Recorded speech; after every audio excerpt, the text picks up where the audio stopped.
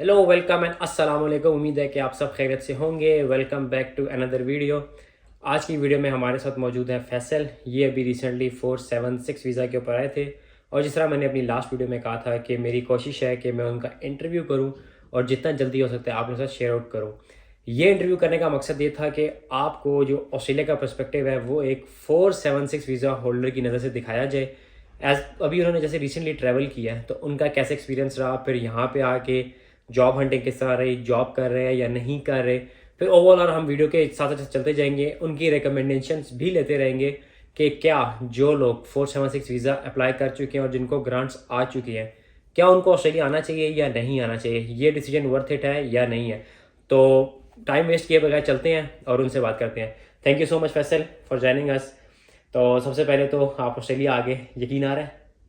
यकीन तो वैसे पहले नहीं आ रहा था। तकरीबन 2-3 हफ्ते तक मुझे ऐसा लग रहा था यार कि मैं पता नहीं कहाँ आ गया हूँ, या तो मैं नींद में चल रहा हूँ या मुझे मतलब बिल्कुल यकीन नहीं आ रहा था कि यार मैं या तो मतलब कि अभी मेरी आंखें खुलेंगी और मुझे ऐसा लगेगा कि यार ये तो शायद एक मैं ख्वाब ख्वाब देख था। रहा हूँ। हाँ, शायद ये एक ख्वाब है। तो फिर आहिस्ता आहिस्ता जो है वो यूज टू हो गया इन्वायरमेंट के साथ। बाहर में फिरता रहा। काफ़ी जगह मैंने देखी, खुद मैंने एक्सप्लोर की। काफ़ी चीज़ें आपके साथ फिर के मैंने एक्सप्लोर की हैं। तो उसके बाद आहिस्ता आहिस्ता यकीन आने लग गया, यूज टू होगा कि हाँ यार मैं ऑस्ट्रेलिया में ही हूँ। चलें, जैसे चलते जाएंगे आपसे आपका जो एक्सपीरियंस है उसके बारे में पूछते रहेंगे ताकि लोगों को आइडिया हो कि एक एज अ न्यू कमर कौन सी चीज़ें जो आपने यहाँ पे आके देखी, जो आप पाकिस्तान से ऑब्वियस सी बात है आप सोचते रहे होते हो, लेकिन जब आप यहाँ पे आके लैंड करते हो बिल्कुल ही डिफरेंट चीज़ें आपको देखने को मिलती हैं। तो इंशाल्लाह हम चलते रहेंगे। तो सबसे पहले तो हम करते हैं कि आप हमें अपना इंट्रोडक्शन करा दें कि आप पाकिस्तान में कहाँ से हैं, आपकी जो क्वालिफिकेशन है, फिर और उसके बाद हम फोर्स की तरफ आ जाएंगे कि क्या खुद अप्लाई किया और कितना टाइम लगा।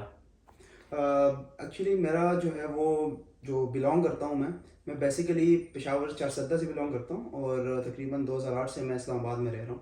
तो मेरी जो क्वालिफ़िकेशन है वो matric, FSc and then engineering, वो मेरे इस्लामाबाद से है। तो मैंने इलेक्ट्रिकल इंजीनियरिंग की थी एयर यूनिवर्सिटी से और बैक इन अगस्त 2021। और उसमें जो है वो काफ़ी मुझे हर्डल्स भी आए, लेकिन अल्हम्दुलिल्लाह वो मैंने मैनेज की और वहाँ से मैंने जो है वो जो डिग्री हासिल की वो अच्छे ग्रेड के साथ हासिल की। और जो मुझे फ़ायदा एक हुआ वो ये कि मेरी डिग्री जो है वो वाशिंगटन अकॉर्ड थी, पीसी से रिकॉग्नाइज थी। ठीक है, तो ये चीज़ लोगों को पता नहीं होती स्टार्ट में जब लोग एडमिशन ले रहे होते हैं। तो मैं आप सबको रिकमेंड करूँगा जो हमारे देखने वाले हैं जो इंजीनियरिंग में आना चाहते हैं, वो जब इंजीनियरिंग अपनी फील्ड सेलेक्ट करते हैं तो उनको चाहिए कि यार वो अपने जो फील्ड है उसको पूरी प्रॉपरली उसको रीड आउट करें कि यार क्या ये पीसीसी रिकॉग्नाइज्ड है, वाशिंगटन अकॉर्ड रिकॉग्नाइज्ड है। क्योंकि अगर आपको ऑस्ट्रेलिया आना है 476 पे तो ये एक मेन पॉइंट है जो आपकी डिग्री में होना चाहिए। तो चलते हैं आगे। उसमें यह है कि मैंने इंजीनियरिंग की है एयर यूनिवर्सिटी से और मेरे जो जीपीए था वो अच्छा था। बताऊं कि नहीं, नहीं बजाय नहीं नहीं। नहीं, जीपीए देखें ये चीज़ होती है, कहा जाता है ना कि मर्द से जो है ना उसकी तनख्वाह और ऐसी बातें नहीं पूछते, और औरत से उसकी उम्र नहीं पूछते, तो इस ऐसा चीज़ ही को है, हम। ऐसा ही है। लेकिन तो अच्छा मेरा ख्याल अबव 3 होगा, ऐसे ही ऐसे ही है, है। ऐसे चले ही है, माशाल्लाह। अभी अल्हम्दुलिल्लाह। तो फिर उसके बाद मैं ग्रेजुएट हुआ और फिर मुझे जो है वो इतना आइडिया तो नहीं था 476 का, लेकिन मेरा प्लान था कि मैं अब्रॉड जाऊँ। तो मैंने जो है वो पासपोर्ट पहले एक बनवा लिया था अपना, जो कि 2018 में बनवाया था। 5 साल का उसका वैलिडेशन थी। 2023 में एक्सपायर भी हो गया, लेकिन मेरा कोई चांस नहीं लगा। हाँ, चांस लगता था, मसला आता था पैसों का। फाइनेंशियल इश्यूज काफ़ी ज़्यादा होते हैं पाकिस्तान में, आपको पता ही है। बिल्कुल। तो गुर्बत भी ज़्यादा है, लेकिन अल्लाह का शुक्र है हमने अच्छा टाइम गुजारा है। लेकिन जो बाहर जाने का जो ख्वाब होता है वो ऐसे चकनाचूर हो जाता है पैसों की वजह से जाके। और फिर उसके बाद जब मैं ग्रेजुएट हुआ तो जॉब तो मेरी इतनी जल्दी नहीं लगी थी। मैं अगस्त में ग्रेजुएट हुआ 2021 में, ठीक ठीक है। है। लेकिन उसके बाद मेरी जो पहली जॉब है वो जनवरी 2022 में लगी थी। ठीक और है। मैं नया टेल में मुझे जॉब मिली थी as a network support engineer, माशाल्लाह। अल्हम्दुलिल्लाह। और वो वहाँ से मेरी फिर जो जॉब जर्नी है, प्रोफेशनल जर्नी है, वो मेरा स्टार्ट वहीं वहीं से हुई थी। और उसके बाद जो है वो मुझे थोड़ा बहुत आइडिया होने लगा, क्योंकि मैं यूट्यूबर्स को ज़्यादा फॉलो करता था, यूट्यूब में ज़्यादा यूज़ करता था। मैं खुद भी रहा था यूट्यूबर, तो मैं देखता होता था डिजिटल जितनी भी मार्केटिंग है और जो जितना भी सोशल मीडिया प्लेटफॉर्म्स है उसमें एक्टिव रहता था। तो यूट्यूब में फिर मैंने डिफरेंट चैनल्स देखे, डिफरेंट यूट्यूबर्स हैं। मुजाहिद भाई का चैनल मुझे सबसे आखिर में मिला था, क्योंकि उन्होंने अभी रिसेंटली तकरीबन स्टार्ट किया है, न्यू चैनल है। तो उसमें यह है कि मुझे काफ़ी अच्छी इन्फॉर्मेशन मिली थी। इससे पहले मैं कुछ और यूट्यूबर्स को भी फॉलो करता, ऑस्ट्रेलिया को एक्सप्लोर किया, जर्मनी को एक्सप्लोर किया, ठीक है, चाइना को एक्सप्लोर किया, इटली को एक्सप्लोर किया। डिफरेंट मेरे जो है वो चैनल्स को, डिफरेंट कंट्रीज़ को मैंने एक्सप्लोर किया। तो मैंने फिर बीच में जो है वो और कंट्रीज़ के लिए स्टडी के लिए भी अप्लाई करना स्टार्ट किया था, लेकिन 476 का जो मैंने एप्लीकेशन है वो मैंने 2022 में डाली थी, 17 जून 2022 को। 17 जून 2022 में आपने एप्लीकेशन एप्लीकेशन सबमिट कर दी। इन पैरेलल आप कहीं और भी अप्लाई कर रहे थे? इन पैरेलल मैं स्टडी के लिए अप्लाई कर रहा था, मैंने जर्मनी के लिए अप्लाई किया था, और उसमें मेरे जो है वो 3 यूनिवर्सिटीज़ में अल्हम्दुलिल्लाह मेरा जो है वो नाम आया था, उसमें मेरा एडमिशन हुआ था। मेरा जो फ्रैंकफर्ट यूनिवर्सिटी है उसमें मुझे एडमिशन ऑफर हुआ, और उसके अलावा जो हैम्बर्ग यूनिवर्सिटी है, टेक्निकल यूनिवर्सिटी हैम्बर्ग TUH, उसमें मुझे एडमिशन ऑफर हुआ था। तो उसका ये है कि मैंने दोनों को ये कंफर्म कर दिया था तकरीबन कि यार मैं इंशाल्लाह मैं ज्वाइन करूँगा। दोनों को करना होता है, क्योंकि ये है कि अगर आप नहीं करते तो उसका एक डेट होता है, वो निकल जाता है, फिर आपका एडमिशन वो आपको देते नहीं है। तो फिर ये है कि जर्मनी का जो मसला आ रहा है वो ये आ रहा है कि उनके जो अपॉइंटमेंट्स है वो काफ़ी लेट है। काफ़ी लोगों मैं क्योंकि उसके ऊपर काफ़ी ज़्यादा एक्सप्लोर कर रहा था, मैं डिफरेंट ग्रुप्स में भी एट ए टाइम इन्फॉर्मेशन में ले रहा होता था कि यार अभी कहाँ तक पहुंची है। तो यार पिछले 1 साल से या 1.5 साल के लोग भी बैठे हुए थे जिनको अपॉइंटमेंट नहीं मिली थी। तो मैंने कहा अल्लाह का नाम लेते हैं, शुरू करते हैं, उम्मीद है हमें जल्दी मिल जाएगी। तो मैंने अपॉइंटमेंट शुरू कर दी, और अपॉइंटमेंट मैंने डाल दी, और उसके बाद जो है वो मैं वेट कर रहा था कि मेरा नंबर आए, लेकिन मेरी बारी नहीं आई, और उसी बीच मेरा जो है वो 476 वीज़ा ग्रांट हुआ अल्हम्दुलिल्लाह। तकरीबन जब मुझे S56 आया था तो उससे तकरीबन 28 या 30 दिन बाद मुझे जो है वो ग्रांट भी आ गया था, 9 अगस्त 2023 को, तकरीबन 13 महीने बाद मुझे ग्रांट आ गया। 13 महीने जो हैं वो आपको लगे हैं वीज़ा फाइल करके उसकी ग्रांट तक। हाँ जी, क्योंकि मेरे तो बैच फेलोज हैं और मैं 2018 का ग्रेजुएट हूँ, बिल्कुल ऐसे। उन्होंने वीज़ा 2019 में फाइल किया था, उनको भी 2023 में ग्रांट आए हैं। तो एक आपके यहाँ हाइप सी बनी हुई है, मिथ सी बनी हुई है कि यार वीज़ा अप्लाई करो, भूल जाओ, 3-4 साल लगेंगे। लेकिन जिस तरह अभी आपने कहा आपका 13 महीने में आया है, तो 2022 के बहुत सारे एप्लीकेंट्स, इवन 23 के बहुत सारे एप्लीकेंट्स को मैं जानता हूँ जिन्होंने फरवरी मार्च में वीज़ा डाला है और 5 से 6 महीने में ग्रांट आ गया। तो अब जो है वो ग्रांट्स तेज़ हो गए हैं। और अभी आपको शायद पता लगा, पिछले दिनों एक खबर चल रही थी कि यार 476 वीज़ा बंद हो रहा है। तो ऐसा की खबर आपको सुनने में आई थी कि 476 वीज़ा बंद हो रहा है, ऑस्ट्रेलिया के पास इंजीनियर्स पूरे हो चुके हैं। क्योंकि मार्केट में चीज़ कॉमन होती है ना, तो उसके बारे में लोग मिथ्स क्रिएट करते हैं। आप एजेंट्स देखें, आज अगर मैं आपको लेकर चलूँ 2 साल पहले जब आपने खुद वीज़ा अप्लाई किया, उस टाइम लोगों में इतनी अवेयरनेस नहीं थी कि वीज़ा भी कोई चीज़ है। फिर प्लस इमिग्रेशन सिस्टम लोग समझने मुश्किल है, लोग खुद एप्लीकेशन फिल नहीं करते, एजेंट्स को पैसे लगा देते हैं।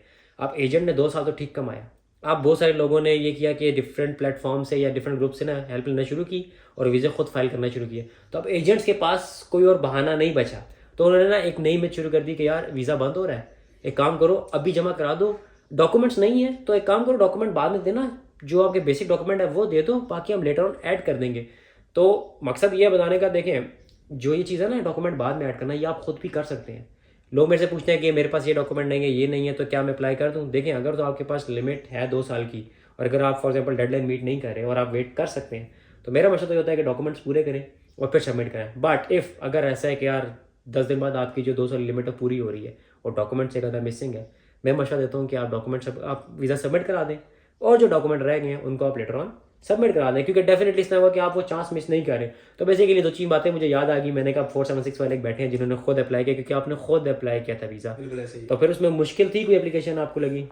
ऐसा अगर देखा जाए मुजाहिद भाई, तो मसला ये है कि लोग खुद मेहनत नहीं करना चाहते। पाकिस्तान के जितने भी मतलब अवाम है, मैं खुद पाकिस्तानी हूँ, लेकिन ये है कि कुछ ऐसे लोग हैं जो खुद करते हैं, बाकी सब जितने भी है उनको लगता है कि यार ये बहुत मुश्किल काम है। फॉर्म फिल करते हुए उनके जो है वो हाथ पैर फूल जाते हैं, वो कहते हैं यार नहीं, डर जाते हैं कि ये मैं फिल करूँगा तो हो सकता है कि ये मेरे से गलत हो जाए और मेरा चांस ज़ाया हो जाए। तो इस तरह कभी भी नहीं होता। जो फॉरेन अफेयर्स है, जो ऑस्ट्रेलियन फॉरेन अफेयर है, दोहा डिपार्टमेंट ऑफ होम अफेयर, ये जो है मतलब कि अगर आप गलत भी करते हैं ना, तो वो फिर आपको आगे से S56 रिक्वेस्ट भेजते हैं और आपको कहते हैं कि हाँ ये चीज़ आपकी मिसिंग है या ये चीज़ आपकी एक्सपायर्ड है, ठीक है, तो आप ये अपलोड कर दें। उसमें आपको 28 दिन का टाइम मिल जाता है, ठीक है। तो ये इतना मुश्किल काम नहीं है, आपको खुद करना चाहिए। फॉर्म फिलिंग बहुत ईजी काम है, आपके सामने इंग्लिश लिखी हुई है, उसको आप फॉलो करें। नहीं समझ आती तो गूगल करें, गूगल में समझ नहीं आती यूट्यूब करें। यूट्यूब पे आजकल माशाल्लाह बहुत सारे यूट्यूबर्स हैं जो आपको इन्फॉर्मेशन देते हैं, जिनमें से एक मुजाहिद भाई भी हैं, काफ़ी अच्छी इन्फॉर्मेशन वो भी देते हैं, उनको ज़्यादा तजुर्बा इस चीज़ का। मैं सिर्फ आपको वो इन्फॉर्मेशन दूंगा जो मुझे पता है, जो मैंने अप्लाई करते हुए जो मुझे डिफिकल्टीज फेस हुई थी। मुझे 476 का जो पता चला था, मेरा एक दोस्त था, वो भी अल्हम्दुलिल्लाह माशाल्लाह अभी 476 पे ऑस्ट्रेलिया में ही है, मेलबर्न में ही है, ठीक है। तो बैक इन 2021 जब मेरे साथ वो मिले थे, वो मेरे दोस्त, उन्होंने मुझे कहा था कि हाँ यार एक 476 का वीज़ा होता है जो आप अप्लाई कर सकते हैं और आपको इजीली वो कम पैसों में मिल सकता है, और वो भी ऑस्ट्रेलिया का। तो मैंने जब वो सुना, मैंने कहा यार ये तो एक बहुत अच्छी अपॉर्चुनिटी है, इसको अवेल कर लेना चाहिए, ठीक है। तो उसके ऊपर मैंने इन्फॉर्मेशन गैदर करना शुरू किया, गूगल मैंने किया, मैंने यूट्यूब किया, ठीक है, इन्फॉर्मेशन मैंने लिखता गया अपने पास, फिर जो डॉक्यूमेंट्स रिक्वायर्ड थे वो मैं अपने पास करता गया, ठीक है। तो वो मैंने सारा कुछ इकट्ठा करके मैंने एक ही दफ़ा अप्लाई किया, जिस तरह आप कह रहे हैं एक दफ़ा अप्लाई करना चाहिए। आप पार्ट्स में भी कर सकते हैं, आपके पास कोई चीज़ नहीं है, लेकिन आपने इस चीज़ का ख्याल रखना है कि आपके 2 साल आपके डिग्री के ऊपर ना गुजरे, उसके अंदर अंदर आप डॉक्यूमेंट्स अरेंज करके अप्लाई कर दें, ठीक है। तो मैंने डॉक्यूमेंट्स अरेंज किए, मैंने अप्लाई किया, सारा कुछ फिल करके। हाँ, ये है कि मैं गाइडेंस लेता रहा साथ साथ अपने उस दोस्त से जो जिसने मुझे गाइड किया था, अल्लाह उनका भला करे, उन्होंने मुझे गाइड किया, कोई नहीं बताता स्टार्ट में, ठीक है। तो वो इन्फॉर्मेशन मैं उनसे भी लेता गया, मैं खुद भी फिल करता गया, मैं उनको व्हाट्सएप करता था, यार कि मुझे इन्फॉर्मेशन चाहिए, वो मुझे बता देता था, ठीक है। और जो ये खबर चली है बीच में कि यार 476 बंद हो रहा है, तो बंद तो नहीं हो रहा, लेकिन ये कह सकते हो कि हाँ यार यहाँ पे ओवर पॉपुलेटेड कह सकते हो, क्योंकि ऑस्ट्रेलिया में ये है कि यहाँ पे कुछ मसले चल रहे हैं, जैसा कि अकोमोडेशन के मसले चल रहे हैं, जॉब्स के कुछ मसले चल रहे हैं, और ये जो है जो ऑस्ट्रेलिया जो होम अफेयर डिपार्टमेंट है, ये असल में काफ़ी क्लोजली इस चीज़ को मॉनिटर कर रहे हैं, तो वो फिर वीज़ा प्रोसेस स्लो कर देते हैं। वो प्रोसेस स्लो हुआ था लेकिन बंद नहीं हुआ, अभी भी चल रहा है। हाँ, आपने क्या करना है, जब आप अप्लाई करते हो, ठीक है, तो आपने अपने कुछ फेसबुक ग्रुप से, कुछ व्हाट्सएप ग्रुप में आपने ऐड होना है, वहाँ पे अपडेट्स आती रहती है कि हाँ यार इस बंदे का जो है वो ग्रांट आया, और आप देखें कि वो आपके मंथ के करीब ग्रांट तो नहीं है। फॉर एग्जांपल मार्च में ग्रांट आ रहा है और अभी अभी जो मंथ चल रहा है वो सितंबर चल रहा है, तो तकरीबन कुछ महीनों का डिफरेंस है, तो आप थोड़ा सा, आपके पास 1-2 मंथ का टाइम है, आप उसमें जल्दी जल्दी डॉक्यूमेंट्स अरेंज करके सबमिट कर दें। तो ये प्रोसेस है। तो चलें अब उस तरफ चलते हैं। लोग पूछते हैं कि 476 वीज़ा अप्लाई करने की कॉस्ट, अब आपने बताना है कि आपने अप्लाई किया था तो आपकी टोटल कॉस्ट कितनी थी, इसमें वीज़ा फ़ीस, उसके अलावा अगर आपने डेफिनेटली की मेडिकल्स वगैरह दिए होंगे, या आपका बायोमेट्रिक हुआ होगा, या फिर जो तीसरे टिकट कॉस्ट है, तो अगर एक रफली आप एक फिगर दे दें तो ज़रा ऑडियंस को आइडिया हो जाएगा कि यार टोटल कितने पैसे लगते हैं 476 वीज़ा ले के ऑस्ट्रेलिया पहुँचने तक। अच्छा, ये एक बहुत इंटरेस्टिंग क्वेश्चन है, क्योंकि जितनी भी कंट्रीज है, यूरोपियन ले लो या कोई और अच्छी डेवलप कंट्री ले लो, उसकी जो फीस होती है वीज़ा की काफ़ी ज़्यादा होती है, और प्रोसेस पे काफ़ी ज़्यादा 25 से 30-40 लाख तक पैसे लगते हैं, ठीक है। लेकिन 476 पे मुझे जो है वो कम पैसे लगे, तो सबको कम ही लगते हैं। 476 वाहिद वीज़ा है जो इंजीनियर्स को कम पैसों में मिलता है, ठीक है।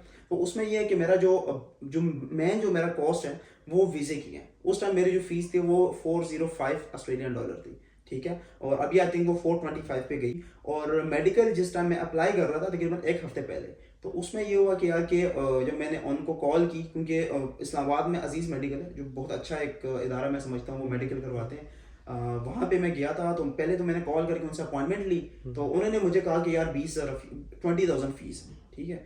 तो फिर जब मैं वहाँ पे गया तो वहाँ पे वो कहते हैं कि 25 है, लेकिन मैंने कहा मैं आ चुका हूँ तो मैं टाइम ज़ाया नहीं करूँगा, 5,000 मैंने एक्स्ट्रा दिया, 25,000 जमा करा के मैंने मेडिकल दिया। तो 25 प्लस 30 है, प्लस आपकी फ़ीस $405, तकरीबन कुछ 61,000 वो उस टाइम बन रही थी। तो ये सारे फीस मिला के, और उसके अलावा टिकट जो है वो मुझे मैं क्योंकि 1 महीने से जब मुझे ग्रांट आया तो मैंने ऑफिस से रेजिग्नेशन भी दिया, और साथ ही मैं टिकट्स ढूंढने लग गया, ठीक है। तो मुझे टिकट जो मिला था वो 2,21,000 का पड़ा था, ठीक है। और तो ये तकरीबन सारा कुछ मिला के तकरीबन 3.5-4 लाख के आसपास मेरा खर्चा आया था। तो आप 3.5-4 लाख में ऑस्ट्रेलिया पहुंच गए थे। Yes, exactly. यार हम लोग जो आए थे तो हम तो स्टूडेंट वीज़े पे आए थे, तो हमने तो जो है वो लाखों में दिए हुए थे, तो फिर ऑब्वियस सी बात है हमें टाइम ऑब्वियस ज़्यादा मिला। आपको 18 महीने मिले, हमें 2 साल का स्टूडेंट था, फिर भी 2 साल की TR थी, फिर जो कोविड आ गया तो हमें वीज़ा एक्सटेंड हो गए, तो हमें थोड़ा टाइम ज़्यादा मिला। बट 4 लाख की निस्बत के कंपेयर करें तो हमने अच्छे खासे पैसे दिए हुए। तो बहरहाल जो स्टूडेंट वीज़ा नहीं लेना चाहते, जो ऑब्वियस सी बात से आपने कहा कि फाइनेंशियल कंस्ट्रेंट होता है पाकिस्तान में, बहुत सारे लोग अफोर्ड नहीं कर पाते, तो उनके लिए शायद अच्छी ऑप्शन है कि अगर आप 476 के लिए एलिजिबल हैं तो आपको अप्लाई करना चाहिए और आना चाहिए। अगला जो सवाल है वही आता है कि ऑस्ट्रेलिया क्यों, और फिर उसमें ऑस्ट्रेलिया में मेलबर्न क्यों। ये है कि यार लोग काफ़ी ज़्यादा कंफ्यूज आजकल बैठे हुए हैं। उसका मेन रीज़न ये है कि लोग कहते हैं कि हाँ यार PR यहाँ पे पॉसिबल है, यहाँ पे कैसे पॉसिबल है, यहाँ पे कैसे पॉसिबल है, ठीक है, इस वाली सिटी में कैसे है, यहाँ पे कैसे है, ठीक है। तो अब उसमें सीन ये है कि यार सही है, रीजनल एरियाज ऐसे एरियाज हैं जहाँ पे आपको PR इजीली मिल सकता है, लेकिन रीजनल में आपको PR तो मिलेगा बाद में, लेकिन जो आपको स्टार्ट में हर्डल्स आएंगी, जो आपको मुश्किलात पेश आएंगी, वो आप कैसे पार करते हो, वो मैन आपका जो है वो क्वेश्चन जहन में होना चाहिए। आजकल मसला चल रहा है अकोमोडेशन का और जॉब्स दोनों का, ठीक है। तो जो रीजनल है वहाँ पे अकोमोडेशन का भी मसला है, वहाँ पे जॉब्स की भी मसले मसाले हैं, और वो है रिजॉल्व हो जाते हैं, ऐसा नहीं है कि नहीं होते, मिल जाता है कोई ना कोई, आपको अल्लाह ताला फरिश्ता भेज देता है आपकी मदद के लिए, ठीक है। तो आपके फ़ायदा हो जाता है, आपको कहीं ना कहीं आपको सोल्यूशन मिल जाता है। लेकिन मैं आपको रिकमेंड यही करूंगा, क्योंकि आजकल आपको पता है उन्होंने एलोकेशन डाउन कर दी है, तकरीबन 70% डाउन कर दी है, कि यार अगर आप रीजनल में जाते हो, एक तो उसमें इशू है अकोमोडेशन, दूसरा जॉब का, ना तो आपकी अर्निंग अच्छी से हो पाएगी, आपको एकोमोडेशन का भी मसला होगा, और तीसरी बात यह है कि वहाँ पे तकरीबन 4-5 बजे सब कुछ बंद हो जाता है जो रीजनल एरियाज़ है, और आपको 5 बजे के बाद कुछ आपको ना इंसान की ज़ात कुछ भी आपको नहीं मिलेगा रास्तों में, ठीक है। तो ये है कि वो थोड़ा सा बैकवर्ड एरियाज होते हैं, ठीक है, लेकिन आपका बाद में फ़ायदा है। लेकिन लोकेशन आपको अगर डाउन हो गई है तो मैं तो कहता हूँ अगर आप बड़ी सिटी जाए, आप वहाँ पे अर्निंग करें, अपने पॉइंट्स भी बनाएं, ठीक है। उसके बाद अगर आपको ज़रूरत पड़ती है रीजनल में जाने की, तो यह है कि आपके पास कुछ अर्निंग भी होगी, आप सेटल्ड होंगे एनवायरनमेंट के साथ, आप यूज टू भी होंगे। तो यह है कि जब आप वहाँ पे जाओगे आपको कोई मसला नहीं होगा। तो इसीलिए मैंने सोचा यार मेलबर्न अच्छा है, अर्निंग भी होगी, तो मेरा एक्सपीरियंस भी बढ़ेगा, जॉब मिल जाएगी, जॉब्स बहुत है। चलें, अभी तो हम पाकिस्तान में थे और हमने ये फैसला किया कि हमें ऑस्ट्रेलिया जाना है और फिर मेलबर्न जाना है। अगला जो सवाल होगा वही होगा कि जब आप यहाँ आए, यहाँ उतरे, तो आपका एक्सपीरियंस कैसा रहा। लेकिन इन दोनों सवालों के बीच में ना एक जर्नी गुजरी है जो पाकिस्तान से ऑस्ट्रेलिया तक की है। तो जब आप जहाज़ में बैठे और जब टेक ऑफ होने लगा, कोई ऐसी फीलिंग्स आपको, क्योंकि मेरी अपनी फीलिंग्स थी, मैंने लोगों से शेयर की है कि यार वो फीलिंग्स कैसी थी। वो जो फर्स्ट टाइम आप फ्लाई करते हो ना, वो बिल्कुल डिफरेंट तरह की फीलिंग्स होती हैं और हर बंदा उस फीलिंग से गुजरता है। तो मैं चाह रहा था कि ज़रा आपकी जो फीलिंग्स हैं उस पर भी थोड़ा सा और भी आपसे लिया जाए कि जब आप पाकिस्तान से टेक ऑफ किया ऑस्ट्रेलिया लैंड होने से पहले तक, तो अगर आपके जहन में कुछ थॉट्स आई हैं या कोई फीलिंग्स अगर आप शेयर करें हमारे साथ। ये क्वेश्चन काफ़ी अच्छा है, और इसके ऊपर जो है वो काफ़ी एक अलग सी वीडियो बन सकती है, लेकिन इसमें थोड़ा सा इन्फॉर्मेशन हम डालेंगे, ठीक है, जो क्या कहते हैं कि लोगों को काफ़ी हेल्प मिलेगी उससे। जो स्टार्ट से आपको अगर मैं आपको बताऊं, तो यार जब मेरा वीज़ा आया तो मेरे जहन में ख्याल आता था कि यार ये आपने क्या किया, करना नहीं चाहिए था। रात को मेरे जहन में ख्याल आता था कि यार नहीं, ये आपने गलत किया है, आप जाओगे यार बाहर, यहाँ पे घर वाले सब कुछ अकेले होंगे, आप खुद अकेले होंगे, तो मुझे डर लग जाता है कि यार ये गलत है।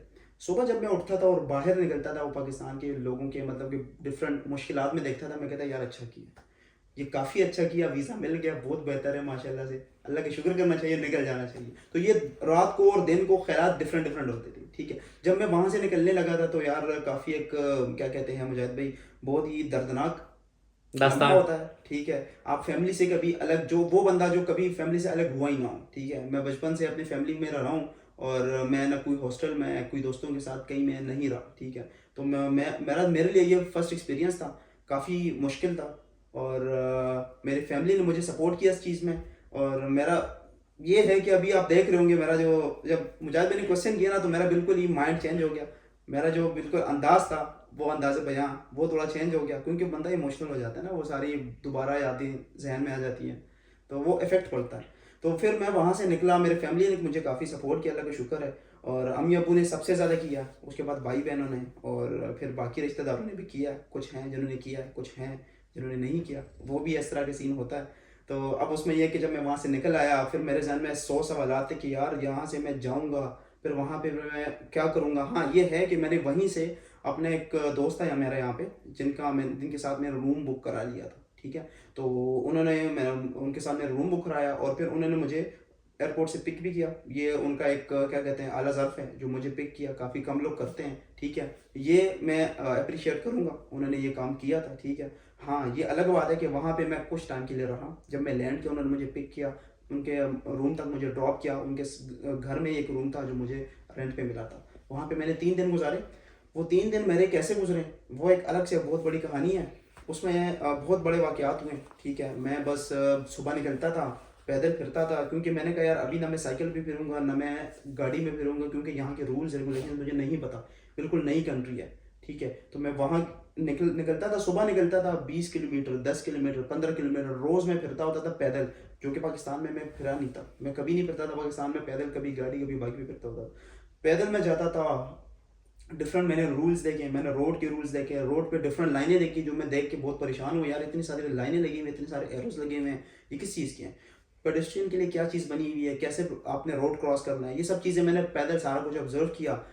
अच्छा दूसरे दिन तीसरे दिन आके मुझे फिर यार आइडिया हुआ कि यार मुझे अब जॉब के लिए जो है वो सारा कुछ करना चाहिए। तो फिर मैं निकला और जॉब्स ढूंढने डिफरेंट जगहों पे, स्टोर्स में मैं जाता गया, मैंने ऑफिस वर्क में पहले गया, वहाँ पे मैंने सीवीज प्रिंट कराई, फिर मैं डिफरेंट जगह जाके वो सीवीज में मैंने दी। लेकिन यहाँ पे मसला ये है कि आप फिजिकली सीवी को कोई एक्सेप्ट नहीं करता, वो कहते हैं आप ऑनलाइन हमारे स्टोर पे या पोर्टल पे जो भी हैं उस पर आप अप्लाई करें, ठीक है। तो मैं उनको कहता था कि यार मेरी सीवी आप रख लें, मैं ऑनलाइन भी अप्लाई कर दूंगा, तो एक पॉइंट आपको यूज़ कर लेना चाहिए, ठीक है। तो उसके बाद मेरे ये 3 दिन गुजरे, लेकिन मसला ये कि मेरे जो दोस्त वहाँ पे थे वो घर से निकलते थे सुबह शाम को, मतलब रात को 12 बजे आते थे, मैं पूरा दिन घर में अकेला, और काफ़ी एनजाइटी हो जाती थी, परेशान होता था कि यार ये मैं घर में बैठा हूँ, दीवारों के साथ बंदा आखिर में बातें करने लग जाता है, ठीक है, जो कि बहुत मुश्किल मरहला होता है उस बंदे के लिए जो कभी घर से बाहर नहीं निकला। मैं कभी दीवारों के साथ बातें करूँ, अपने अपने साथ बातें करूँ, लेकिन ये है कि अब बीच में आपको अल्लाह की ज़ात जो है वो वही एक वाहिद ज़ात है जो आपको बचा सकती है। मैं नमाज भी पढ़ता था, मैं 5 वक्त का नमाजी बन गया, अल्लाह का शुक्र है। यहाँ पे पाकिस्तान में पढ़ता था लेकिन मिस हो जाती थी बीच में, यहाँ मैं 5 वक्त का अल्लाह का शुक्र है नमाजी बन गया, और अल्लाह से मैंने बातें स्टार्ट कर दी कि यार मेरे लिए कोई रास्ता बनाए, या अल्लाह मेरे लिए कोई रास्ता बनाए। मैं दुआएं करता था, और फिर अल्लाह का शुक्र है मुझे रास्ता मिल गया, ठीक है। तो फिर मैं अपने एक और दोस्त हैं उनके साथ शिफ्ट हो गया, उनके साथ रहने लगा। आप सबको पता है मैं कहाँ पे रह रहा हूँ, ठीक है, वो बताने की ज़रूरत नहीं है। और उसके बाद जो मैं वहाँ से निकलने लगा यार, तो मेरे साथ काफ़ी मसले मसाले हुए, मेरा दोस्त मेरे से नाराज़ भी हुआ था इसी बात पे कि यार आप मुझे छोड़ के जा रहे हैं, तो ये आप अच्छा नहीं कर रहे हैं। लेकिन मसला ये था यार कि वहाँ पे ना मुझे जॉब थी मेरी कोई, ना मेरे साथ कोई था, मैं घर में अकेला था, ठीक है। मैं डिप्रेशन का शिकार होने लगा था, लेकिन शुक्र है लगा मैं वहाँ से निकल आया, और वहाँ पे निकलते निकलते मेरा तकरीबन $500 का नुकसान भी हो गया।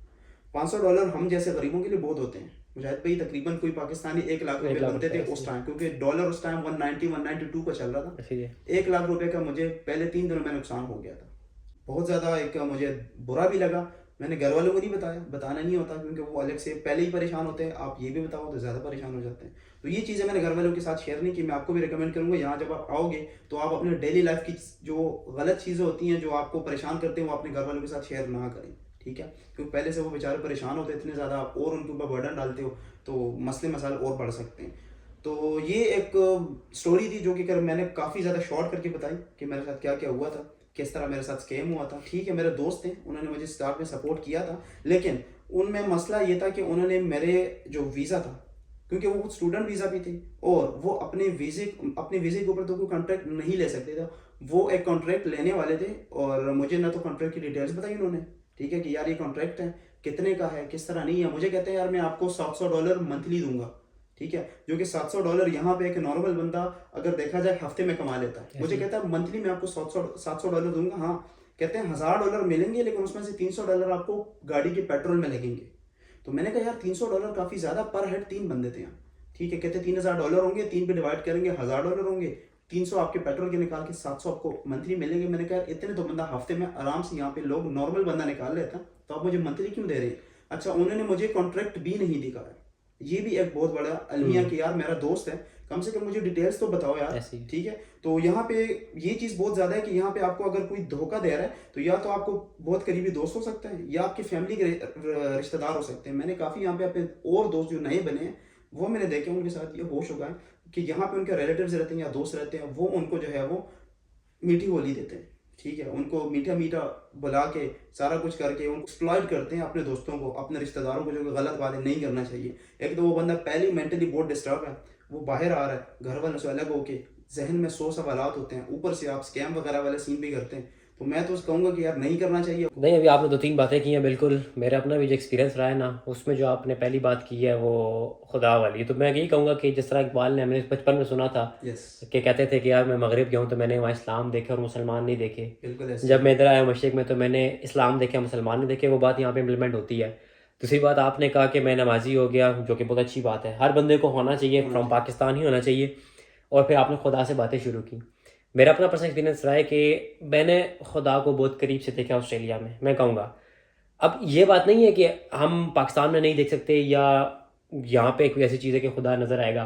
देखें, यहाँ पे मुझे पता था कि मेरे पास ना खुदा के अलावा कोई नहीं है।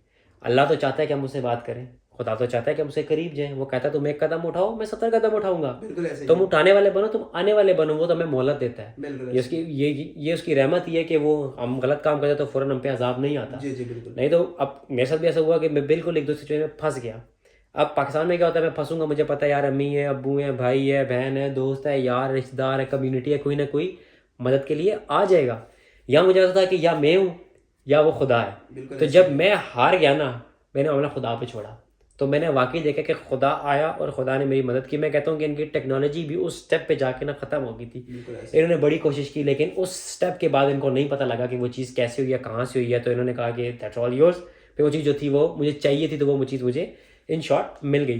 बाकी यार आपने लोगों को डरा दिया दोस्तों यारों और रिश्तेदारों के बारे में। मैं मानता हूँ ये बात होता है, बिल्कुल ऐसे होता है कि आपके दोस्त यार जो होते हैं या आपके जो रिश्तेदार होते हैं डेफिनेटली वो एक्सप्लॉइट करते हैं। अब उस पर पता है 2-3 चीज़ें हैं। हमने सुना था कि खून सफ़ेद हो जाता है, बिल्कुल खून थोड़ा बहुत सफ़ेद होता है, लेकिन यहाँ की लाइफ ऐसी है ना कि यार बंदा ना मुश्किल में रहता है और करता है। फिर दूसरा जो थोड़ा सा अनफॉर्चुनेटली हमारे मुल्कों का ट्रेंड है ना, वही होता है कि हम दूसरे को तरक्की करता नहीं देख सकते। बिल्कुल अब ऐसे ही हम में से कोई आगे बढ़ रहा होता तो हम कहते हैं कि यार ये आगे क्यों बढ़ रहा है, इसको खींचो, इसकी टांग खींचो, इसको पीछे खींचो। तो इस वजह से लोग मदद नहीं करते। रादन आपको गाइड करें, आपकी मदद करें, वो चाहते हैं कि यार ये नो मेरे से आगे निकल जाए। हालांकि आप मेरे से पूछे यार, तो हार्डली अगर आप कोई नया बंदा आता है ना, उसको अगर आप 2 हफ्ते अपने पास रख लेंगे ना, उस 2 हफ्ते में आप उसको जॉब करना सिखा दें, गाड़ी चलाना सिखा दें, उसको जॉब हंटिंग सिखा दें, इस मुल्क के बारे में बता दें, ड्राइविंग का बता दें, तो 2 हफ्ते मोर देन इनफ होते हैं एक बंदे के लिए चीज़ें समझने के लिए। बिल्कुल सही वो 2 हफ्ते बाद जो है ना वो चल पड़ता है। जिस तरह अभी आप आए, आप मेरे पास आए, फिर तला आया जिस तरह। देखिए मैं ये नहीं कहता अभी तक आप लोग कहते हैं कि नहीं आपने बड़ा एहसान किया, ये एहसान नहीं है। ये मैं आपको कहता हूँ कि यार ये वो चीज़ें जो मैंने आप पे की है मेरे भी किसी ने की थी। मैं अगर अपनी मेरे इंटरव्यू में आप जाएंगे, सलमान भाई के साथ जो था, मैंने उसमें उस बंदे का नाम लिया, मोइज़ भाई थे। जी जी उन्होंने मेरे पे एहसान किया था। उन्होंने मुझे ये कहा था कि ये वो साइकिल है जो आपको पास ऑन करना है। बिल्कुल अगर मैंने आप और तला के साथ किया है तो अब आप और तला को इंश्योर करना है कि जो नया बंदा आ रहा है उसके साथ आपने नेकी करनी है, उसको चलना सिखाना है।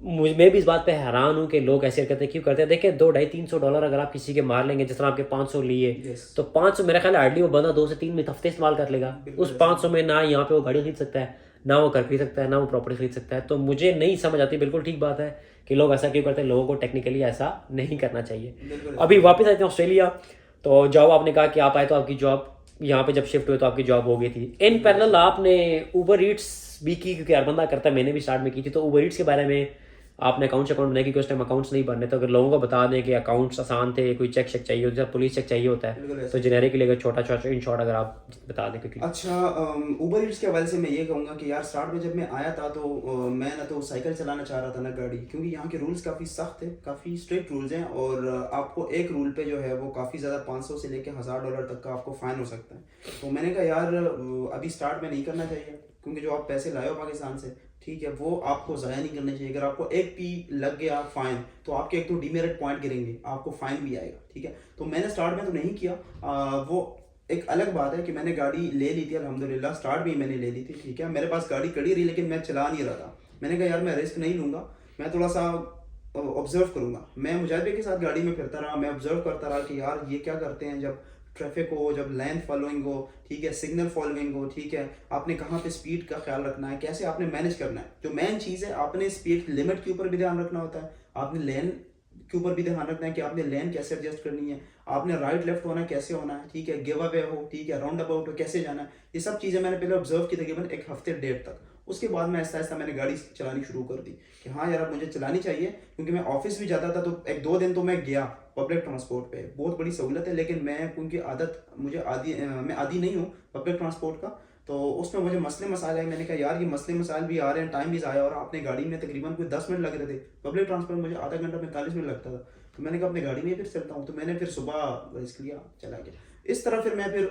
बाद में मैंने कहा यार ऊबर ईट्स कर लेनी चाहिए पार्ट टाइम, फुल टाइम नहीं कर सकते। फुल टाइम अलहमदुलिल्लाह मेरी जॉब है, तो पार्ट टाइम मैंने कहा थोड़ा बहुत टाइम मिलेगा, 2 घंटे 3 घंटे बंदा चला जाए कर ले, ठीक है। आपके दिन का खर्चा आधा भी निकल आए तो काफ़ी एक आपको एज मिल जाती है, ठीक है। तो फिर मैंने अकाउंट तो पहले DoorDash का तो मैंने पहले ही बना लिया था, DoorDash का जल्दी बन गया था। जो ऊबर ईट्स हैं वो पहले बंद थे, लेकिन जब हम यहाँ पे लैंड हुए उन दिनों वो अकाउंट्स कुछ ना कुछ लोगों के बन रहे थे। तो मैंने कहा यार ट्राई करते हैं, क्या पता हमारा भी हो जाए। तो फिर मैंने साइन अप किया और मैंने जो डिटेल्स हैं वो मैंने डाली। और उसके लिए जो वो पुलिस चेक होता है, ठीक है, उसमें आपकी डिटेल्स डालनी होती है, अपने पासपोर्ट और सारा कुछ, ठीक है। उसमें आपने स्कैन करके अपलोड करनी होती है और उसकी कुछ फीस होती है। आई थिंक मेरे लिए मुझसे जो फीस उन्होंने काटी थी तकरीबन उनको $50 राउंड अबाउट थे, तो वो मैंने कटे थे और वो मैंने उनको दिए। और मेरा जो पुलिस चेक है वो हो गया और तकरीबन 1 हफ्ते में मेरा अकाउंट रेडी हो गया था। तो मैं पार्ट टाइम तो करता हूँ, फुल टाइम में नहीं करता। और क्या कहते हैं कि यार पार्ट टाइम में ये फ़ायदा है कि यार जब आप दिल करे, आपका दिल करे तो जाएं, दिल करे तो ना जाएं, ठीक है। तो ये मेरा अल्हम्दुलिल्लाह एक एज है। अगर मेरा दिल करे, मैं फ्री बैठा हूँ तो मैं निकल जाता हूँ। $40-50 दिन के बना दे या $100 जैसे भी हो, नसीब के ऊपर, अल्लाह जितना भी देता है, कभी 20 कभी 30 जैसे भी वो बन जाते हैं। तो ये है कि आपका फ़ायदा हो जाता है। तो अच्छा, तो आप मतलब आप जॉब भी कर रहे हैं और आप ऊबर ईट्स भी कर रहे हैं, और रिसेंटली अभी माशाल्लाह आपने जो आईफोन भी लिया था, और अभी 2-3 दिन पहले आप जो है वो एक लैपटॉप भी लेके आए हैं माशाल्लाह, वो अल्हम्दुलिल्लाह asus का जो है गेमिंग वाला। तो बिल्कुल। 1.5 से 2 महीने के अंदर हालात और वाक़यात ऐसे बदल गए। अभी आप लोगों को डरा रहे थे कि यार ना हो, मतलब ना हो नहीं, मतलब मुश्किल है, हर्डल्स होती हैं, और यस आपने खुद 1.5 महीने के अंदर माशाल्लाह इतनी सक्सेस हासिल की है। सक्सेस ये डेफिनेटली मानते हैं कि चीज़ें लेना आसान है, लेकिन ऑब्वियसली भाई जब तक आप कमाएंगे एक लाइबिलिटी तो आपके ऊपर होती है ना। अगर मैं रफली कॉस्ट लगाऊं तो आईफोन आपके 2200-2300 डॉलर का उतने का लैपटॉप हो तो 4,500-5,000 विच इज़ 9 से 10 लाख पाकिस्तानी बनता है। बिल्कुल ऐसे ही तो है। आपने 9 लाख 10 लाख की अगर चीज़ें ली, ऑल्दो फ्रंट पे नहीं किया, वो आपको किस्तों में पे करना एक लाइबिलिटी है, तो इतने शॉर्ट टाइम में इतनी चीज़ें हासिल करना, तो क्या फीलिंग्स आती हैं, कैसा लगता है? यार मुजाहिद भाई, अल्लाह का शुक्र है अल्हम्दुलिल्लाह। हम जितना शुक्र अदा करें अल्लाह का वो कम है, क्योंकि हम इस चीज़ के लायक तो अपने आप को नहीं समझते, लेकिन बड़ों की दुआएं, अम्मी अबू की दुआएं, ठीक है, और कुछ जो है अपनी मेहनत भी थोड़ी बहुत, ठीक है, और कुछ अपनी दुआएं भी जो हम अल्लाह से मांगते हैं कि हाँ यार मुझे ये चीज़ चाहिए, तो अल्लाह की ज़ात बहुत बड़ी ज़ात है। और ये अल्लाह का शुक्र है कि जो सक्सेस है और कुछ चीज़ें हैं जो अल्लाह ने, तकरीबन सारी चीज़ें अल्लाह ने अपने हाथ में रखी है। अगर इंसान को ये चीज़ दे देते हैं तो शायद वो दूसरे इंसान को मार देते इस चीज़ के ऊपर, ठीक है। तो ये अल्लाह का शुक्र है, मेहनत की, दुआएं थी, और मैं यहाँ जब आया तो मैं जॉब अल्हम्दुलिल्लाह जब मुझे मिल गई, तो फिर मैंने कहा यार अभी, क्योंकि कुछ चीज़ें होती हैं जो पाकिस्तान में आपको जो है वो नहीं मिलती, और आप कहते हैं कि यार ये चीज़ ये मैंने करना है, आपका एक किस्म का ख्वाब होता है, ठीक है। तो खैर ख्वाब तो मैं नहीं कहूँगा, क्योंकि आईफोन मैंने कहा ठीक है ले लूँगा जाके आराम से, इंशाल्लाह हो जाएगा। यहाँ मैं ठीक आया है। हूँ, फिर मैंने बुक कराया आईफोन, अल्लाह का शुक्र है ले लिया, अल्लाह ने दे दिया, अल्लाह का लाख लाख शुक्र है। और इसके अलावा फिर मैंने अभी तकरीबन 4-5 दिन, तकरीबन हफ्ते पहले मैंने लैपटॉप लिया, अल्लाह का शुक्र है। और लैपटॉप मेरे पास पाकिस्तान में था, काफ़ी पुराना हो गया था, तो मैंने कहा यार मैं लूँगा। मुझे अब्बू ने कहा था कि मैं पाकिस्तान में लेके दे देता हूँ, लेकिन मैंने कहा नहीं, मैं आपके ऊपर कोई बोझ नहीं डालूंगा, जो इंशाल्लाह मैं करूँगा खुद करूँगा, अल्लाह की फजल करम से मैं खुद अपनी मेहनत से करूँगा। तो मैं यहाँ पे आया, और यहाँ पे फिर मैं गया, मैं लैपटॉप लिया एसोस का 3060। तो वो मुझे तकरीबन पड़ा है तकरीबन 24-25 डॉलर का, वो भी पड़ा। तो जो कि पाकिस्तानी तकरीबन 4.5-5 लाख रुपए बनते हैं। तो अल्लाह का लाख लाख शुक्र है, शुक्र करनी चाहिए, जितनी करे कम है, ठीक है। तो अल्लाह का शुक्र है, लैपटॉप भी मिल गया, आईफोन भी मिल गया, और अभी इंशाल्लाह जर्नी कंटिन्यू है, उम्मीद है इंशाल्लाह आगे और सक्सेस मिलेगी अल्लाह की फजल करम से। अभी आपने जर्नी का सवाल किया है, तो बिफोर वी मूव ऑन कि आपका एक्सपीरियंस कैसा रहा ऑस्ट्रेलिया का, और फिर रिकमेंडेशन आपसे लेंगे, उससे पहले पीआर के बारे में आप लोगों को क्या मशवरा देंगे कि आजकल पीआर की बड़ी हाइप क्रिएट हुई है, तो पीआर की जर्नी आपकी कहाँ तक पहुंची, जिसमें ऑब्वियसली बात है स्किल असेसमेंट्स और आइल्स वगैरह आता है, फिर कुछ मशवरा देंगे, क्योंकि लोग जो सवाल अब मेरे से होता है कि हम वहाँ से असेसमेंट करा के हम आइल्स पाकिस्तान से दे के आए, तो आपने वहीं से दिया था, यहाँ के किया था, या आपकी जर्नी अभी कहाँ तक पहुंची है, उसके बारे में अगर कुछ बताएं। मुजाहिद भाई, जहाँ तक पीआर का सवाल है, जो डिपार्टमेंट ऑफ होम अफेयर्स है, ठीक है, वो अपने जो रूल्स हैं, रेगुलेशंस हैं, वो तकरीबन हफ्ते में, महीने में, कभी भी वो चेंज कर सकते हैं। तो उस चीज़ को कोई समझ नहीं पाता, लेकिन उसके लिए आप अपने आप को रेडी कर सकते हो, ठीक है। आप अपने डॉक्यूमेंट्स रेडी कर सकते हो, अपने तरफ से आप 100% दो, बाकी अल्लाह पे छोड़ो, जो आपका नसीब है, जो आपको मिलेगा। उसमें मेरा ये है कि यार मैंने अपना जो आइल्स है तो पाकिस्तान से दे दिया था, तो मेरे तकरीबन 6.5 बैंड आए थे ओवरऑल, जो कि अच्छे बैंड है। एलिजिबल तो मैं हो गया, क्योंकि एलिजिबिलिटी के लिए 6 बैंड चाहिए ओवरऑल। लेकिन आपको जो पॉइंट्स मिलते हैं पीआर के लिए, आपको 7 ईच पे मिलते हैं 10 पॉइंट, और आपको 8 ईच पे मिलते हैं 20 पॉइंट पीआर के लिए, जो कि बहुत बड़ा एज मिल जाता है। तो मैंने सोचा था कि मैं वहाँ जाके आइल्स या पीटीए जो भी है वो मैं दूंगा, लेकिन जो स्किल असेसमेंट है वो मैंने पाकिस्तान से सोचा था मैं दूं, लेकिन तकरीबन वो उस टाइम फीस आ रही थी 1 लाख तकरीबन पाकिस्तानी रुपीज़। वो मैं कोशिश करता तो मैं दे देता पाकिस्तान से ही, लेकिन उस टाइम मैं बोझ नहीं डालना चाहता था, मुझे कोई आइडिया नहीं था कि मैं ऑस्ट्रेलिया जाके क्या करूँगा, कैसे रहूँगा, कितने खर्चे होंगे। तो मैंने कहा यार इसको फिलहाल मैं सेव करता हूँ, वहाँ जाके जब मैं सेटल हूँगा तो उम्मीद है मैं पहले हफ्ते यही काम करूँगा, ठीक है। तो फिर मैंने क्या किया यार कि वहाँ से मैंने स्किल असेसमेंट नहीं कराई।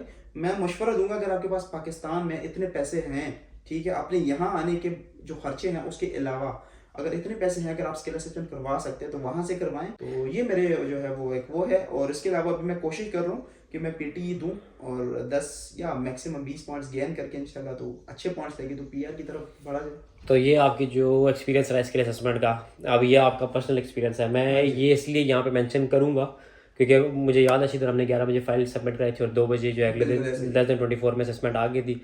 क्योंकि पता है और कोई बात नहीं, लोग जो है ना वो शायद गलत परसीव कर जाए कि शायद जो प्रेफरेंस दी जा रही है, आपका बिल्कुल एक्सपीरियंस है आती है, ये वेरी करता है फ्रॉम पर्सन टू पर्सन। और जीएसटी वाली बात बिल्कुल ठीक है, अगर आप ऑफशोर होते हो तो आप पे जीएसटी नहीं लगता। बहुत सारे लोग हैं मेरे जानने वाले मेरे सर्कल में जिन्होंने ऑफशोर असेसमेंट्स करवाई हैं, आप ऑन शोर आके आप पे जीएसटी लगता है।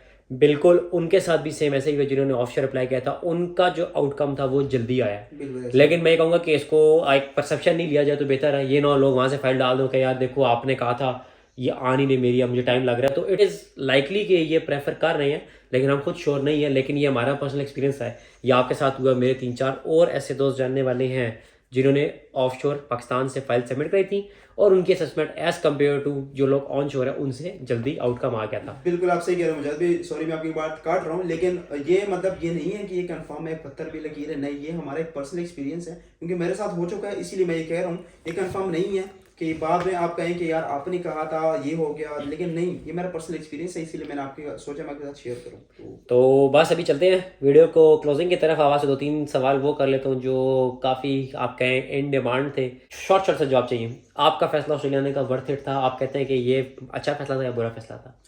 अगर देखा जाए तो अच्छा फैसला था इन अ सेंस, क्योंकि पाकिस्तान में आप रह के अगर आप ठीक है फैमिली से कोई दूर नहीं जाना चाहता, वो एक अच्छा पॉइंट है अगर आप अपनी फैमिली के साथ रहते हो। लेकिन अगर आप अपने फैमिली के साथ रह रहे हो और अगर आप उनके जो ख्वाहिशात है वो पूरे नहीं कर पाए, क्योंकि वहाँ पे आपकी सैलरी इतनी नहीं होती, तो फिर उनके साथ रहने का फ़ायदा इतना ख़ास नहीं है मैं कहता हूँ। और अगर आप बाहर आके किसी और कंट्री जाके आप जो है वो उनके ख्वाहिशात पूरे कर सकते हो, ठीक है, तो मैं कहता हूँ अगर, क्योंकि अब ख्वाहिशात आपके जो उनके ज़रूरियात होती हैं जो आप उनको पूरी कर सकते हो क्योंकि उनसे वो खुश हो जाएंगे, ठीक है।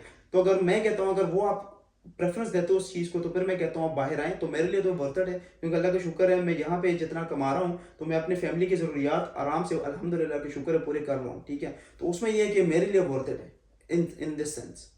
तो कैसा रहा एक्सपीरियंस आपका पाकिस्तान में नौकरी करना और यहाँ ऑस्ट्रेलिया में जॉब करना? फ़र्क तो होगा। फ़र्क इन अ सेंस ये है कि वहाँ पे आपको फ्रूटफुल आपको जो है वो रिजल्ट नहीं मिलता, ठीक है। वहाँ पे आप मेहनत करते हो दिन रात बहुत ज़्यादा, मतलब आपको टाइम ही नहीं मिलता घर वालों के लिए भी। कभी कभी ऐसा होता है कि यार आपको डबल शिफ्ट लगानी पड़ जाती है, क्योंकि जहाँ मैं काम करता था वहाँ पे मैं डबल शिफ्ट लगाता था, ठीक है। कभी कभी मेरी कंसेक्टिव शिफ्ट होती थी, इवनिंग नाइट इकट्ठी होती थी, मैं 4 बजे जाता था, सुबह 8 बजे आता था, पूरी नाइट भी मैं बैठा रहता था, सोता नहीं था। तो ना आपकी नींद भी ख़राब हो गई, रूटीन भी गड़बड़ हो गई, ठीक है। तो उसमें आपको काफ़ी मसले मसाले आते हैं और आपको उस तरह के रिजल्ट भी नहीं मिलता, सैलरी भी उस तरह से नहीं होती। यहाँ पे आप जितना गुड़ डालते हो उतना वो मीठा होता जाता है, तो यहाँ पे आपके वो जो फ्रूट है वो आपको ज़रूर मिलता है आपकी मेहनत का। ठीक हो गया। अब आखिरी सवाल की तरफ चलते हैं। तो बीइंग अ 476 वीज़ा होल्डर, आपकी जर्नी आपने यहाँ पे भी ऑलमोस्ट 2 महीने, 1.5 से 2 महीने गुजार ली हाँ है। जी, एग्जैक्टली। तो आप जो लोग वहाँ से वीज़ा या जो अप्लाई कर चुके हैं या जो कर रहे हैं और जिन लोगों को ग्रांट्स आ चुके हैं, उनके लिए क्या रिकमेंड करेंगे या उनको क्या सजेस्ट करेंगे कि ऑस्ट्रेलिया आना चाहिए? और अगर आएँ तो कुछ ऐसी चीज़ें जो वो यहाँ पे फ़ौरन आती करें, जिन हर्डल से आप गुजरे हैं, तो उन हर्डल्स ऐसी कौन सी हर्डल है जिसके लिए वो मेंटली प्रिपेयर होके आएँ, ताकि जब उनके साथ यहाँ पे आके अल्लाह ना करे कोई चीज़ ऊंच नीच होती है तो वो परेशान हो। तो अगर आपने एक्सपीरियंस 2-3-4 बातें क्विकली अगर बता दें तो। अच्छा मुजाहिद भाई, इस क्वेश्चन को मैं इस तरह एक्सप्लेन करूंगा क्योंकि उसमें ये है कि दो तीन डिफरेंट चीज़ें हैं। कुछ वो लोग जो मतलब कि अभी अभी ग्रेजुएट हुए हैं और एक्सपीरियंस बिल्कुल भी नहीं है और उनको ग्रांट आ गई है, तो मैं कहता हूँ कि आप जल्दी से आ जाएं, ज़्यादा बेहतर है, ठीक है। और अब इसका मैं पॉइंट को एक्सप्लेन करूंगा। दूसरा दूसरे वो लोग होते हैं जो जिनके पास एक्सपीरियंस तकरीबन 2 साल का या 2.5 साल का है, ठीक है, और उनको वीज़ा ग्रांट आ गया, तो मैं उनको रिकमेंड करूंगा कि आप 6 महीने 1 साल और लगाएं, क्योंकि आपके पास वैलिडेशन है एक वीज़े की 1 साल की, ठीक है, कि आप 1 साल के अंदर आप ऑस्ट्रेलिया जा सकते हो। तो मैं कहता हूँ कि 6 महीने आप और लगाएं, ठीक है, ताकि आपका एक्सपीरियंस मिनिमम 3 ईयर्स आपका ओवरसीज़ का हो जाए, आपके कंट्री का हो जाए। उस पर फ़ायदा ये है कि आपको पीआर में 5 नंबर, आप 5 पॉइंट्स आपको मिल जाएंगे ईजिली, ठीक है। तो अगर आपको थोड़ा टाइम चाहिए अपने 3 साल पूरे करने के, मैं कहूँगा आप पाकिस्तान में वो लगा कर आए, ठीक है। और जो नए हैं बिल्कुल अभी अभी ग्रेजुएट हुए या जिनके एक्सपीरियंस 1 1.5 साल 2 साल है, तो मैं उनको रिकमेंड करूँगी कि आप जल्दी से जल्दी एज सुन एज पॉसिबल निकल आए, क्योंकि कंडीशन दुनिया में कभी भी चेंज हो सकते हैं। जैसे लास्ट टाइम कोरोना आया था तो बॉर्डर बिल्कुल क्लोज हो गए थे, तो अगर इस तरह का खुदा न खास्ता कोई इस तरह मसला होता है तो फिर आप नहीं आ पाओगे। हाँ, वो अलग बात है, ये आपको बाद में आपको कवर कर लेते हैं, आपको वीज़ा दोबारा भी ग्रांट कर देते हैं, ठीक है, कोई इस तरह का मसला नहीं होता।